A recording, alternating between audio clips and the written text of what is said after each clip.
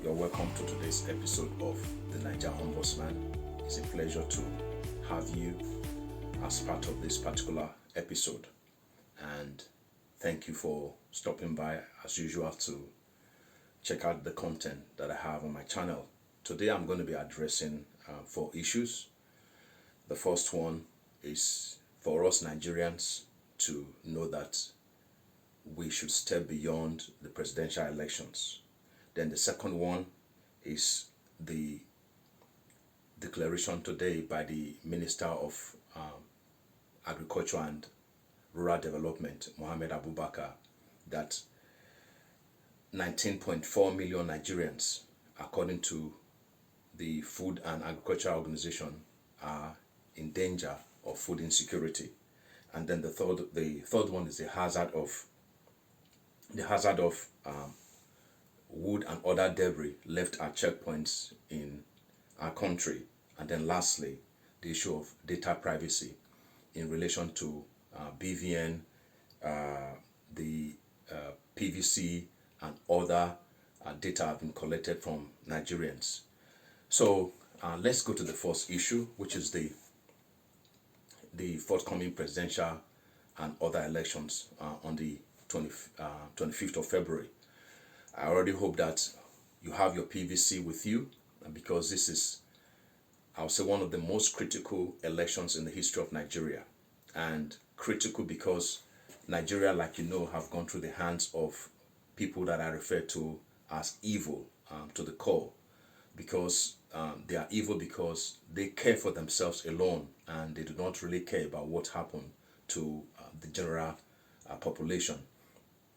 Right now, we are seeing a situation where most of those who have created chaos in their states as state governors, those who have looted their state treasury, we have seen that the trend right now is that they all try to go to either the Senate or the House of Assembly. But for us as Nigerians, right now, many of those whose eyes have been opened to see the damage that the political class have done to Nigerians, many now are supporting the Labour Party. But I want us to step beyond this, because at the end of the day, if Obi and Dati finally get into power, that is not just enough. We want people who are competent, we want people who love the nation, we want people who are patriotic to be in positions of leadership. And that is why we must ensure that the senatorial elections, the House of Assembly elections, that we also go out to vote for candidates we know can deliver, candidates who we know have the fear of God at heart, candidates that we know who are patriotic. And I want us to step beyond the APC and the PDP.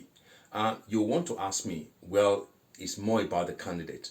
But believe me, based on history, we have seen that those in the House of Assembly and those who are in the House of Senate, when it comes to vote on critical issues, they vote based on the pressure they have from their party leaders. So that is why I want you to vote for candidates who you know are credible from other parties. Labour Party is there, APGA is there, and other opposition, so-called opposition parties. So that is my advice. Let us step beyond the trend of supporting Peter Obi and Dati alone. Let us ensure that come the presidential elections and the senatorial and House of Assembly elections, we vote for those we know who are in the present opposition parties, who we know can deliver the goods, so that this present so-called cabal do not have that strong influence where they begin to also manipulate and use these people as puppets to frustrate whatever progressive steps that might be taken to restore Nigeria back to the glory where it's supposed to be. And we must again remember that this is a fight between the good and the evil. Let's go to the second point or issue that I want to address is the statement made by Mohammed Abubakar, the Minister of Agriculture and Food and rural Development, he was responding to the federal the agricultural organization's announcement that 19.4 million Nigerians are at risk of food insecurity. 19.4 million. That is more than the population of many countries. But I would say that it's even much more than that. Because right now we have seen that our country, the people within our country, many are really suffering. And in my own opinion or my estimation, 19.4 million is even a minimal estimation. How did we get to this point? Nigeria has arable lands. Nigeria we have fertile ground, fertile lands. And those who really are in touch with agriculture, when they come to our country, when they see the land, they shake their head. And it always tells us that we are sitting on, on gold, because they know the value of the type of soil that we have.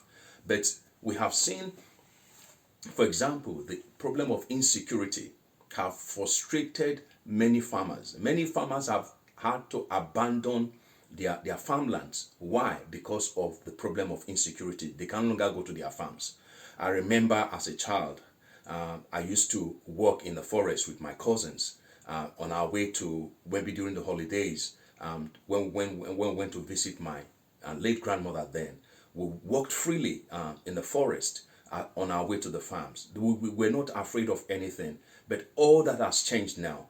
People no longer can walk freely to their farms. So many of them have had to abandon their farms. And also, because of that, we have seen that the level of food production have dropped in many places. We also see that we have very poor preservation methods. Many of our agricultural food products, when they are harvested, they are not there's issue with preservation of these products, and many of them get wasted or they get rotten and they get wasted because they cannot be preserved. Whereas if you look at the West, if you look at the advanced countries, they have very good preservation methods. When they harvest, you will see that the food that they have harvested in the previous harvest season, they are well preserved and they last throughout the year until even the next season. And also, we also should look at agricultural practices. Like in some places, you can even grow food throughout the year. Why can't we grow food throughout the year? Our weather supports such. Why can't we have, for example, greenhouses where we also grow food in, for example, in times when we know that the weather is not really good for us. With the issue of flooding, like we can see right now in Lokoja, Anambra, and all those states along the Niger Benue Basin, we have seen that many of them have been seriously affected by the floods. Many farmlands have been damaged. Why don't the government begin to dredge the River Niger and the River Benue so as to basically reduce the incidence of flooding in these particular areas? Why don't we, for example, encourage more people? Why don't we enhance the security situation so that people can go back to the farm, especially in the hinterlands, and be able to enhance our local food production? And the minister was talking about fertilizer. Right now, in advanced countries, people are talking about sustainable agriculture, and many are talking about organic foods. The use of fertilizer is not even very much encouraged in many places today. So I don't think that the issue of fertilizer is really the issue. I have seen, for example, yams, plantain that were grown with fertilizers. If you put them on the ground for, let's say, 2-3 months, many of them just start to rot compared to those that were grown without any kind of fertilizers or other chemicals. So my own take is that we should basically exploit better agricultural methods and increase the security of our people, and also enhance better roads, because we have seen cases where there have been huge harvests in some places, but evacuating the agricultural products from those places to the city and for sales, it becomes a problem. And because of that, many traders or many farmers have to sell their goods at rock bottom prices, and many of them make a loss. And if we improve the preservation methods, they don't need to have to suffer losses.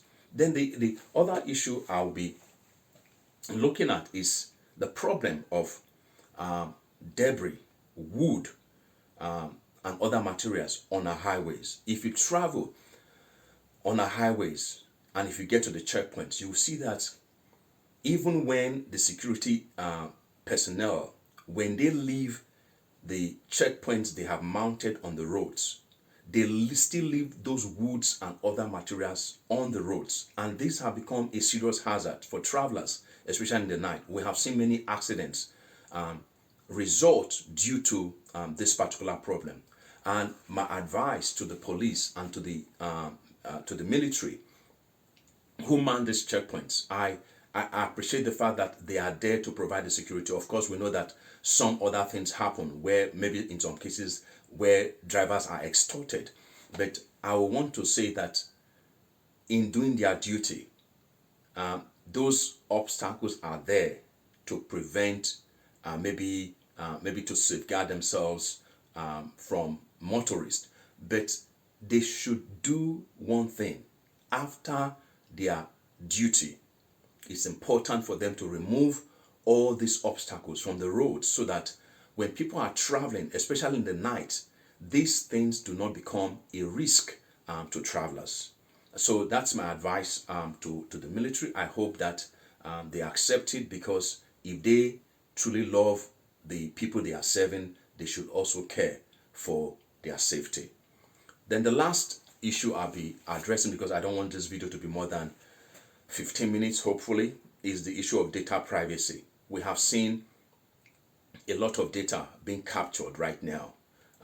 The PVCs for the elections, the BVN, and the passports and other data. But my own concern right now is the issue of data security. I remember when I went to collect my get a phone line, I went with my BVN paper, and I was asked to fill a form. And when I got to the place where I was registering to get this new phone line, I could see that people's data forms were just being thrown on the floor. And then I asked the man, I said, "Why do you have these papers on the floor?" And guess what? The man told me, "Oga, that one no matter." So which means the guy did not even know the sensitivity of the paper, of the information on the paper, which he had dropped on the floor. So I told him, "Oga, after I finish my own, give me my paper." That is to say, after I have finished entering my own data, I want my paper, the information, paper, the paper with my data information, I want it back. And so after I filled the forms, the man now returned the data to me. I told him it's important that you guys tear up all these papers that you have littered on the floor and throw them away, rather than just exposing people's data like that. So it's important for us to know that, for the government and the different agencies to know that as you collect data from people, you have responsibility to secure the data. There should be, you should respect people's privacy, because you cannot just allow those who collect data on your behalf to begin to do whatever they want with the data they collect. So I hope that you have enjoyed today's episode. Please, if you want to respond to any of these issues that I brought up today, feel free send me a message or respond directly to make a comment on this particular video, and I'll be glad to take it off from there. May God bless you. Remember, our elections is on the 25th of February. Go and vote. Your PVC is not for decoration. If you want Nigeria to change, you must be engaged, and you must use your PVC to ensure that you bring the right people into office. And I pray that God will bless you. See you in the next episode.